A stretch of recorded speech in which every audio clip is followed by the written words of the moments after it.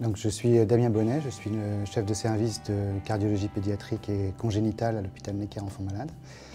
Ma spécialité, c'est de s'occuper des malformations cardiaques du fœtus à l'adulte sur un site prestigieux qui est l'hôpital Necker Enfants Malades et qui est associé pour la prise en charge des adultes à l'hôpital européen Georges Pompidou. Nous sommes rentrés en contact avec la Fondation Cœur et Artères à l'occasion d'un appel d'offres. Et nous sommes rentrés en compétition avec d'autres sites et nous avons échoué. Mais la Fondation Cœur et Artères est revenue vers nous pour attirée par je pense, et intéressée par le sujet des malformations cardiaques congénitales sur lesquelles il y a relativement peu de communication alors que c'est un sujet de santé publique très important et a généreusement offert son soutien pour notre programme de recherche que nous lui avions présenté dans le cadre de cet appel d'offres. Et donc nous étions ravis de cette initiative qui nous permet d'avancer dans nos programmes scientifiques. Dans le domaine scientifique, il est impossible de travailler sans argent. Il y a bien sûr de l'argent public qui est donné pour faire de la recherche, mais si on veut changer de dimension et pouvoir en particulier acquérir un certain nombre de matériel, financer des travaux de recherche menés par des plus jeunes, des étudiants, il est nécessaire d'avoir du soutien et des soutiens importants. Et la Fondation Cœur et Artères nous a offert cela et nous a permis de voir beaucoup plus grand que ce que nous voyions précédemment. L'idée générale de ce programme est de construire une information nouvelle à partir d'informations venant de très nombreuses sources. Et les sources dont nous disposons, ce sont des sources qui analysent la morphologie du cœur, sa structure, sa fonction, et ceci éventuellement au sein de l'organisme en entier. Et nous souhaitons pouvoir donc créer une information conjuguée à partir de ces différentes sources qui soit communicable et à partir de laquelle on puisse optimiser à la fois le diagnostic et le traitement des enfants dont nous nous occupons avec des malformations cardiaques, en particulier guider un certain nombre de gestes que nous menons par voie percutanée ou un certain nombre de gestes qui sont faits au bloc opératoire dans la chirurgie à cœur ouvert.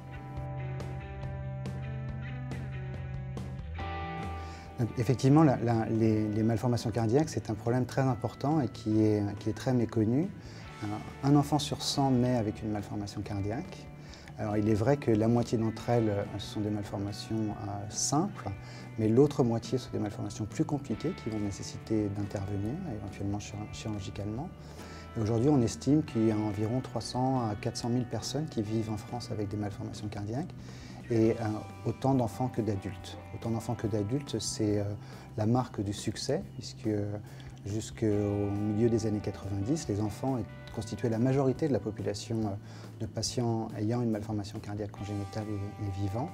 Et aujourd'hui, ils survivent à l'âge adulte très bien et on espère qu'ils vont vivre aussi longtemps que tout le monde. Les outils d'imagerie que nous avons dans les malformations cardiaques, nous en disposons. Nous disposons du scanner, de l'IRM, mais ces outils sont des outils avec des fonctions, on va dire, de base habituelles. Et donc l'argent de la Fondation va nous permettre d'implémenter les fonctions aujourd'hui disponibles dans ces machines hospitalières et surtout de pouvoir utiliser ce qu'on appelle du post-traitement, c'est-à-dire de l'information donnée par ces machines standards, de l'exploiter de façon différente. Et puis de façon plus triviale, on souhaite aussi par exemple imprimer en 3 dimensions le cœur de certains enfants avec des malformations compliquées, difficiles à reconstituer dans sa tête.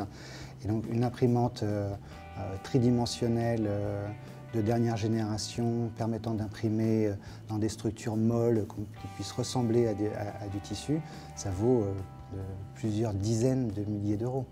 Et donc le soutien de la Fondation pour ça est très important puisque ce type de financement est difficile à obtenir de façon, je dirais, standard par les circuits habituels.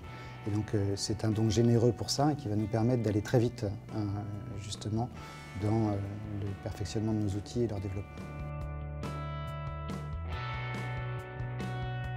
Alors, les enfants qui ont des malformations cardiaques sont hospitalisés de façon très variable pour la raison simple que certains ont des malformations, on va dire simples, même si c'est toujours une malformation cardiaque, et d'autres des malformations beaucoup plus compliquées.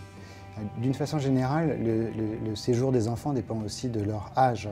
C'est-à-dire que quand nous prenons en charge des nouveau-nés, ce qui est une grosse part de notre activité, la durée de séjour est bien plus longue que d'opérer un enfant de 7 ou 8 ans qui vient de la maison, qui va plutôt bien et chez qui on fait une opération programmée. Donc on va dire pour les petits-enfants, c'est-à-dire les tout petits, restent souvent une quinzaine de jours chez nous quand ils sont opérés à cœur ouvert. Parfois un petit peu moins, parfois un petit peu plus. Et les grands enfants, c'est plutôt une semaine pour de la chirurgie à cœur ouvert.